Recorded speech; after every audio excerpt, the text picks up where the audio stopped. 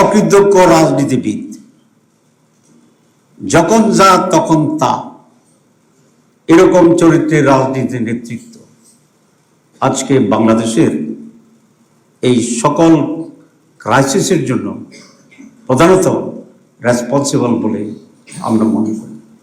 মাঝে মধ্যে যখন পত্রপত্রিকা আসছিল যে বিএনপি সংস্কার চায় না, তখন ফখরুল ইসলাম সাহেব প্রায় 2 মাস আগে এক বক্তৃতা বলছেন সংস্কারের বাবা হচ্ছে বিএনপি। আপনাদের নিশ্চয় জানা আছে বাবা শব্দটা বলছিলেন।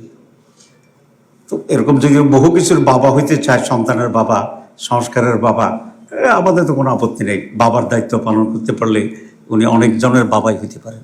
2 দিন আগে ওনাদের আরেক নেতা, প্রাক্তন বেসামরিক ব্যক্তি, সামরিক ব্যক্তি আপনি জানেন, উনি বলছেন সংস্কারের কোনো প্রয়োজনও নেই।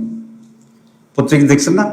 আচ্ছা, আমি সব পত্রিকার কাটিং আনছি, ওনাদের বক্তব্য, এটা আমার গুলা না, পত্রিকা যেগুলো আসছে। তাহলে একজন বললেন যে সংস্কারের বাবা বিএনপি, আরেকজন বলছে সংস্কার দরকার নেই। এখন আমরা কোনটাকে বিশ্বাস করব? আমি ফখরুল সাহেবকে অনুরোধ করব, উনি আগামীকাল ভিতরে বা ওনার সময় মতো জামাত ইসলাম কোন কোন পয়েন্টে মিথ্যা বলছে এটা জাতির কাছে পরিষ্কার করবেন। ওনারা এখন একজন এক চ্যাপ্টার নিচ্ছেন জামাতের বিরুদ্ধে, সেক্রেটারি জেনারেল এক চ্যাপ্টার, স্ট্যান্ডিং কমিটি আরেকজন আরেক চ্যাপ্টার। ওনাদের আরেক নেতা বলছে যে জামাত ইসলামীকে ব্যান করা উচিত।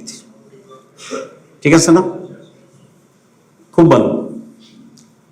তো জামাত ইসলামীকে যদি 91 সালে বিএনপি যে সরকার গঠন করছিল তার আগে ব্যান করতো, বা জামাত যদি তখন ব্যান থাকতো, বিএনপিতে বুঝে গেলে ব্যান চাচ্ছে, তো তখন যদি ব্যান থাকতো জামাত ইসলামী, তাহলে ওনারা 91 সরকার গঠন করতেন কিভাবে?